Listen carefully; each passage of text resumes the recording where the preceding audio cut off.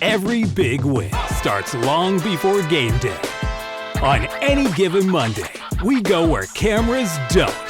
Behind the contracts, the calls, and the chaos.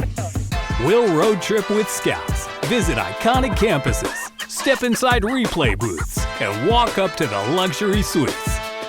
Real organizations, real stories, real decisions. Lace up your cleats, buckle your chin strap. Here comes our GM, Matthew Miley. I'm joined by Beth Hunter.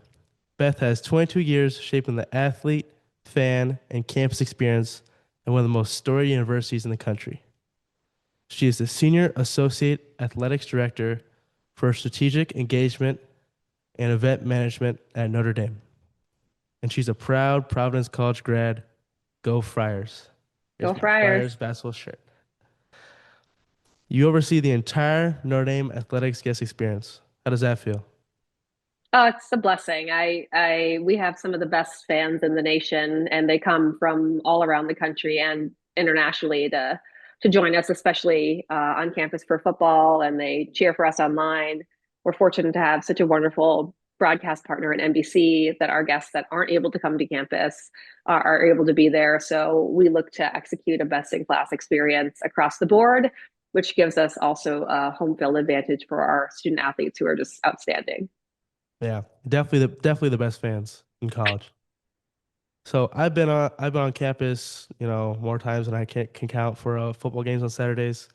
Tens of thousands of people on the campus. You got marching band, tailgates, stuff going on at the dome, all over campus, and that's all just before kickoff. So if you're in charge of all this, imagine it's kind of probably hard to sleep a little bit on Friday nights. Actually, by Fridays, I'm ready to sleep because you need to be rested for football Saturday. Yeah. But I'll say it's not just me. We have a really amazing group of campus and department colleagues that kind of come together to put the whole thing together.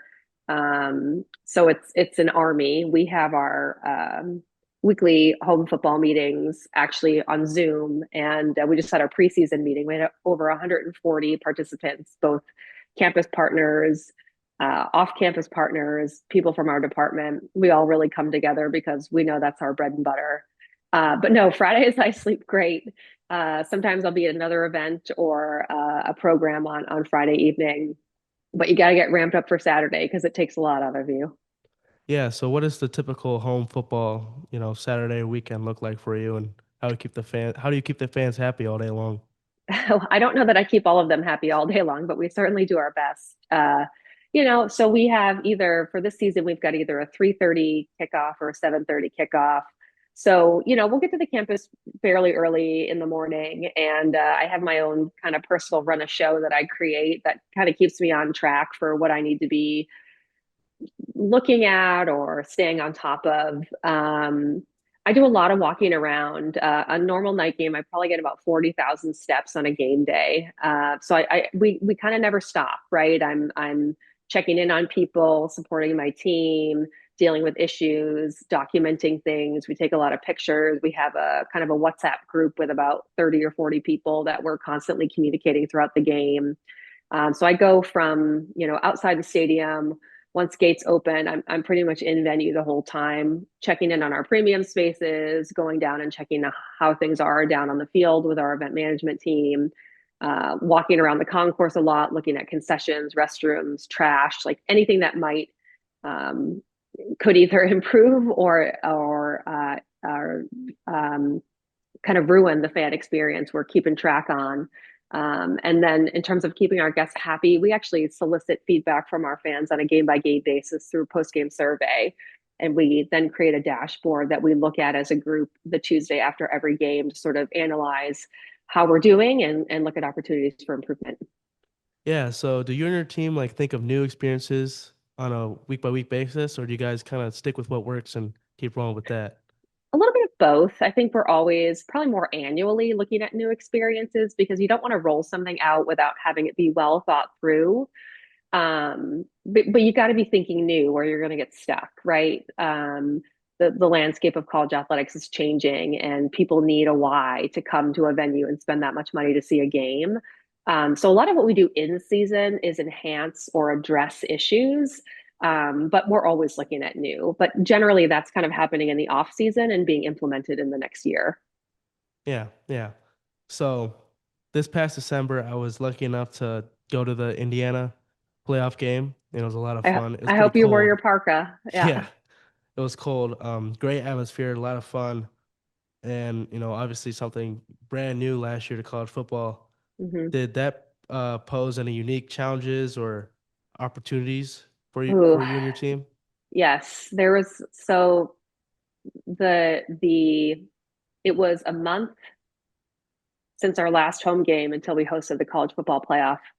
The original Notre Dame Stadium was built in the 1930s, and a lot of it is not yet winterized. So, restanding the stadium back up again in freezing temperatures when water lines are shut down, restrooms are not all winterized was a challenge. And our stadium operations team and our facilities group did an amazing job and make sure the stadium was ready to welcome guests safely.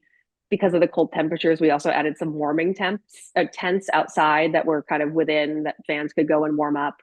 Had to make sure our concessionaire was ready with tons of hot chocolate and all the other amenities that fans would need. And then I would say probably the other unique challenge that we faced, and I thought we executed really well, was when we found out we were hosting the Friday night game.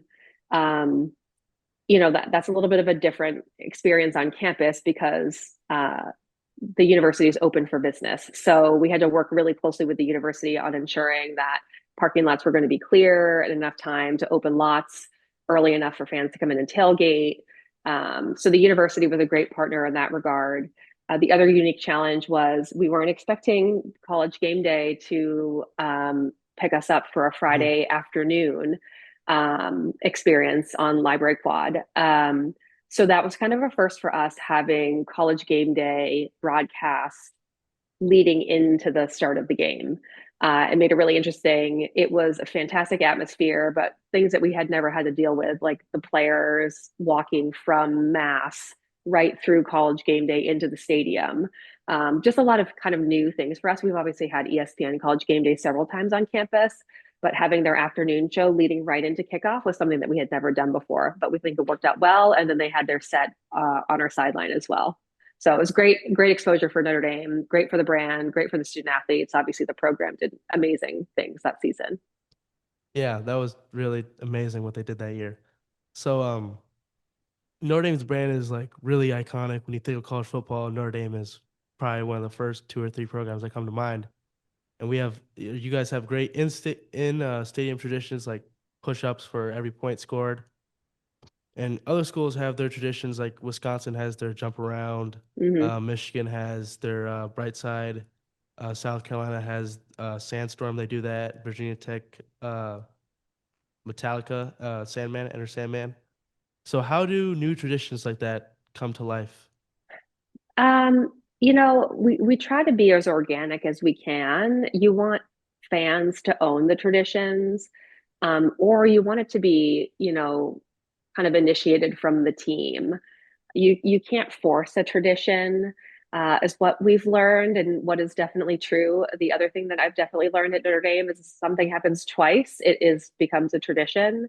So really it's organic, but we are brainstorming often, especially our really talented video board producer and fan experience team. They're always thinking creatively about how they can get fans on board. We'll have meetings with our PA announcer about different prompts that he could do.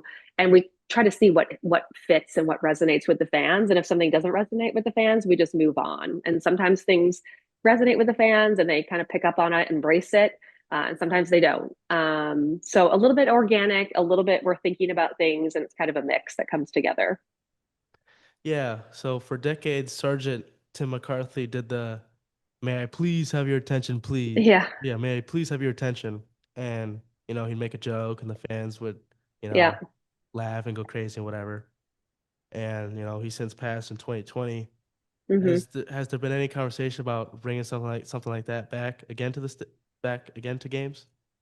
I mean, we wouldn't probably look to bring something exactly like that back. Again, that was Sergeant Tim McCarthy doing his thing, and it just kind of caught on, and you know, created its own legacy. I don't know that we would try to replicate something like that, but we're always looking at ways to infuse energy and create a home field advantage for the team for sure. Yeah, for sure, for sure. Yeah. And recent changes like the Leprechaun logo and Mm. now selling alcohol at games. How are decisions like that made? And I assume they are collaborative. Yeah, for sure. The Leprechaun, the football Leprechaun, and there'll be other sport versions coming out. That was definitely an athletics department. Our creatives team, led by Tim O'Connor, they are amazingly talented. That was an Under Armour athletics department initiative that I think is going to be wildly popular. I know people are already talking about excitement around the hockey Leprechaun and some of the other sports. Um, what was the other question? Oh, alcohol in the Alcohol. stadium. Yeah. Yes. Yes. That has been probably what has been the most time consuming project for me since late winter. And then when we announced in April, that 100% was a university decision. Our university actually owns the rights and manages the concessionaire relationship. I'm the athletics liaison to that relationship, but that has been an all hands on deck decision. It was definitely a university decision, 100% supported by the athletics department. The athletics department is working on announcing partners in the alcohol category, and we have been boots on the ground working through all the operations, messaging, and communication, staff training, and it's been quite a lift. But I think we'll be ready for that first Zach Bryan concert here in a couple weeks. Oh yeah, that's gonna be a lot of fun. Mm-hmm. That concert. So fans used to come to college games and sports games in general just for the game. But now it's more like not just the game, but the full experience, the whole day. What changes in fan expectations have you seen throughout your career? Oh, well, I'll say, I mean, this will actually be my 25th football season at Notre Dame. And when I first started working, I was in the marketing and promotions department. And we actually didn't, as an institution, we didn't need to market coming to football. We just ticket office sent out the ticket applications and people just sent back their application with a check and wanted to come, and we didn't have to put any effort in. Well, times have changed, right? Technology has changed. People want to be on their phones, they want to stay connected. So we've had to invest a lot in enhanced Wi-Fi in the stadium, connectivity through different cell providers, and make sure that we have an experience that surpasses you wanting to sit and watch the game on TV.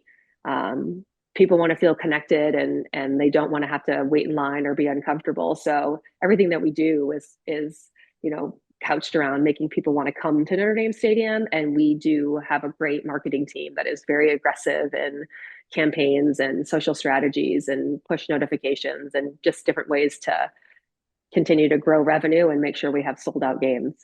Yeah, yeah. So, I think 2 or 3 years ago when we played USC at home and we upset them and they stormed the field and there was fireworks after the game. I Mm-hmm. remember that was amazing and a whole lot of fun. Who plans those light shows or like the wristbands sometimes, and how far in advance does that planning happen? The planning for, we actually have a great pyro partner that are in the state of Indiana. They're called Pyrotechnico. They do the team intro, smoke and flames for us, and they also do any pyro that we do. They also work with the Chicago Bears. They're a great partner. They're also a trusted partner, and we have to work with fire and safety and risk management on any time we're doing that. So pyro doesn't take as much advanced planning. Typically, we focus in on night games because of the visibility of the pyro. The LED wristbands was a huge lift, and that was a lot of planning and progress. Anytime we do a full stadium anything, whether it's a rally towel giveaway, like at the CFP game, or the wristbands, it's a significant financial commitment and like an operational lift. Our fan experience manages that oversight. Um, a couple of years ago, when we had the LED wristbands at Ohio State, actually at the time, our fan experience team did report to me. So I was really involved in that one. Um, Thanks to a lot of our wonderful benefactors who are very generous with their time and money, we were able to get a donor to actually underwrite the LED wristbands. We were able to do that. But that one actually was that was many, many months in the works. And we actually had to hire a dorm. Dillon Hall students, about 100 or 150 of them came and met us like 8 o'clock in the morning on that Saturday. And we had to put the wristbands on every single seat in the Hmm. stadium because they were synced to be programmed based on where you were sitting. So it was amazing. Yeah. Yeah, I was at that game too, and I remember the wristband. That was a lot of fun. That game was a Yeah, lot. that That was game was great. sweet. Um, so is there something about Notre Dame culture you think is just like here to stay? Nothing's ever gonna change. It's here. I probably, if you asked me that question 3 years ago, I would have said, just the love for sport and, the amateur nature of college athletics and sort of the purity. Um, I think things are changing so much right now in the industry that it's hard to say. But the one thing that I hope will always stay is the integrated student athlete experience, right? Like there's so much value in education while you're pursuing, your sport. And most of those kids won't play professionally, but for those that do, that's great. And for those that don't, they've got that amazing degree and educational experience that I think is unmatched. Yeah, especially from a university like Notre Dame. Hmm. So how do you make long-term strategic and business decisions while also trying to, stick with tradition and modern needs?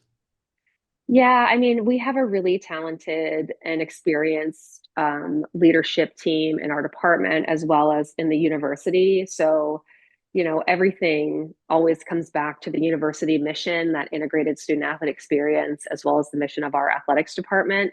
Our director of athletics, Pete Bavacqua, is a brilliant businessman, also a Notre Dame grad. He gets it.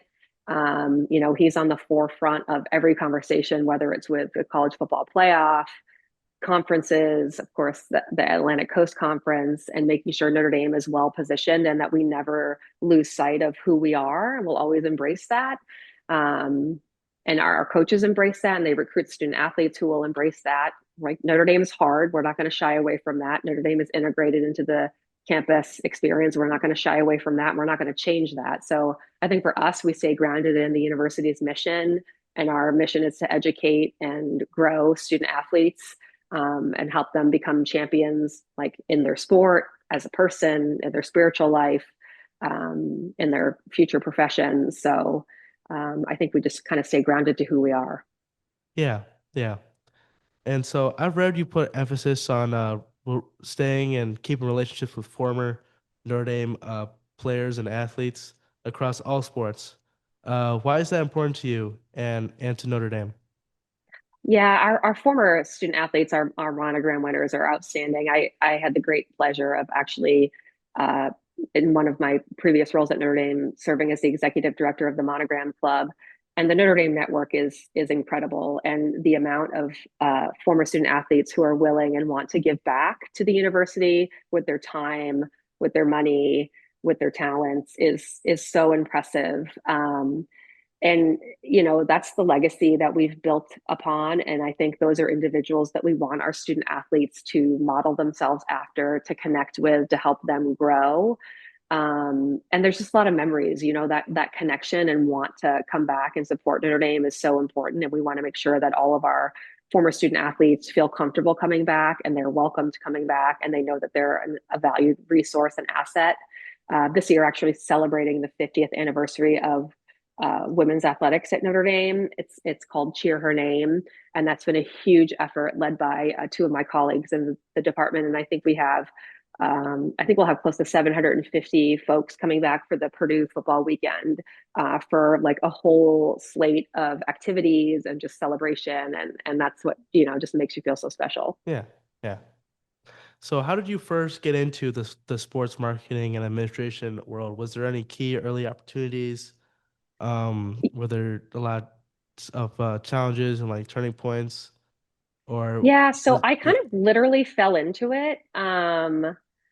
I, as you know, went to Providence College as an yeah, undergrad. When I finished, I was lacking a little bit in direction as to what I wanted to pursue. And I had the opportunity to stay at Providence for 2 years as a graduate assistant in the sports marketing department. At the time, I didn't know that was going to be my career path, but I really fell in love with it. We had the opportunity my second year to host the Frozen Four in Providence, Yeah. and just being part of that experience kind of hooked me.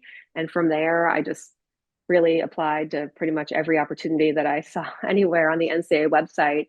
Landed at the University of Northern Colorado, which I loved, and was there for a year. And then through connections and someone I had worked with at Providence, had an opportunity to come to Notre Dame and join their sports marketing and promotions department as well. What advice would you give to someone who wants to, like a young kid who wants to get into the sports industry, they love sports, and it's something they want to pursue? Yeah, I mean, get as much experience as you can, talk to people, network, be authentic, volunteer. It's a fun industry. It's a lot of work. Don't get into it thinking that you're just going to sit around and watch football games. I don't, sometimes I'll end a football game and not even know what the score was because I've been too busy looking at, you know, a burnt hot dog or something. But just, talk to people, just what you're doing now, ask a lot of questions, add to your resume as you can. Um, Find out what you do like to do and find out what you don't like to do and kind of let that shape your experience. Yeah, yeah, that's great advice. So, looking back on your career so far, what do you think is the most impactful decision you've made or had a part in making in your career? Oh, well, that's a tough one. Um,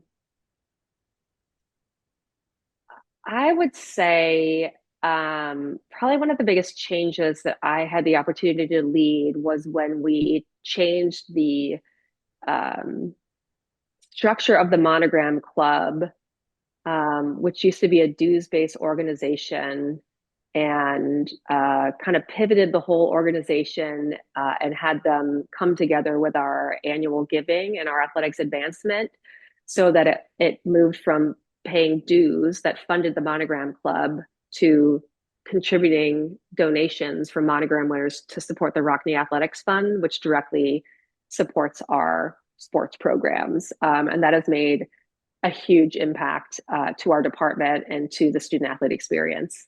Yeah, yeah. Um, what teams do you like to work with besides football?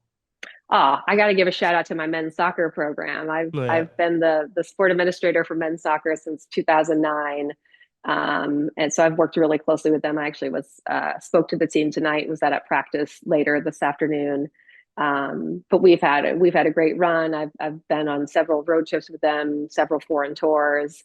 Uh, was blessed to be part of a national championship with that program in 2013. Have worked with our current head coach for a long time, and I'm still very, very close with our former head coach as well, Bobby Clark. Did they give you a ring for that national championship? I did. I have my ring. Oh, that's awesome. That's sweet. Yep. Yep. Um, did you ever get to work with Muffin McGraw in your career at all? I did. And actually, Muffet's still around. She's still helping a little bit in the athletic department. She's a wonderful role model for females Yeah. and just a stellar coach and a stellar person. She's sharp. Yeah. Yeah. All right. I got a little lightning round here. Some All right, I'm ready. short answers. All right. Coffee or tea to start your day? Ugh, coffee, 100%. All right. Tea to end my day. Tea. All right. That's a good answer. Can you go to games anymore for fun, or is your athletic administration brain still on and working? Yeah, I can't go to any games for fun. How many people visit the Notre Dame bookstore on a home football weekend? Oh gosh, I don't know the number, but it's a ton. How many porta potties are delivered to campus on a home football weekend? I probably have this data somewhere in my computer. It's also a ton, and athletics pays the bill for it, but I couldn't tell you the number. Also a ton. Yeah, it's a lot. Yep. Do you remember the first college or pro sporting event you ever attended? The first college sporting event I attended was when I was in elementary school, and I grew up in Massachusetts, and my grandfather was a big Holy Cross Crusaders fan. So it would have been a Holy Cross college football game. Did you play any sports as a kid? I played soccer and gymnastics and softball. What's your favorite Notre Dame tradition? Oh, I will say my least favorite Notre Dame tradition is the students throwing marshmallows on the field for the last home game. Um, My favorite Notre Dame tradition. I really like the player walk. I love the connectivity to the fans and there's something special about the grotto too and fans visiting Yeah. there on home football weekends that just really moves me. All right. This next one, I need you to be honest on this one. Okay. Say Notre Dame is playing Providence in a basketball or hockey game. Who are you rooting for? Matthew, I am 100% ND. I am loyal to my paycheck. That's what I like to hear. Yep. Who is the funniest former Notre Dame athlete that you've met? Oh, that one's so easy. 100% John Lujack. He was up until this couple summers ago our oldest living Heisman Trophy winner. I became Mhm. very, very close friends with him. I was pallbearer in his at his funeral, and Mhm. is 100% the funniest human being I have ever met in my life. What's the most memorable game you've ever experienced at Notre Dame? Um, there's so many. One that jumps out to me, and it's memorable for several reasons, was playing Clemson during the COVID Oh year when we yeah. only had students in the stadium. That year was just really taxing on all of us for a variety of reasons. But seeing the students rush the field at the end of that game was equal parts thrilling and wanting to give me a heart attack because I was afraid we were going to institute like the largest COVID spreader of the year. Yeah, So I that was remember pretty, jumping all around my house when that game happened. yeah. Yeah. That was I was a watching lot in of fun. horror from one of the suites up top when the students started rushing the field, and I thought, oh dear. But it was a great moment for the students after having been through so much that year. It was Yeah. quite something. What's one song that always gets you ready for a game day? Oh, see, I'm not really a well, I listen to anything country, and since Oh Zach yeah. Bryan's coming, I would say give me anything Zach Bryan. But I listen to books on audio, so If you weren't working in athletics, where do you think you'd be? oh, I can't see myself doing anything else than this, honestly. What's your favorite place on campus to unwind and sit down and relax? So I love to take walks on campus and I love walking around the lakes. I think they're so beautiful and it just like takes my mind away from anything that's going on. And sometimes to just pause on one side of the lake and look across at the dome is breathtaking. And finally, what are you doing on any given Monday? Oh, on any given Monday right now, I'm probably in a meeting talking about alcohol. All right. That's all I got for you today. Thank you. Matthew, thank you so much. It was a pleasure speaking with you. Yeah, thank you. That was a lot of fun.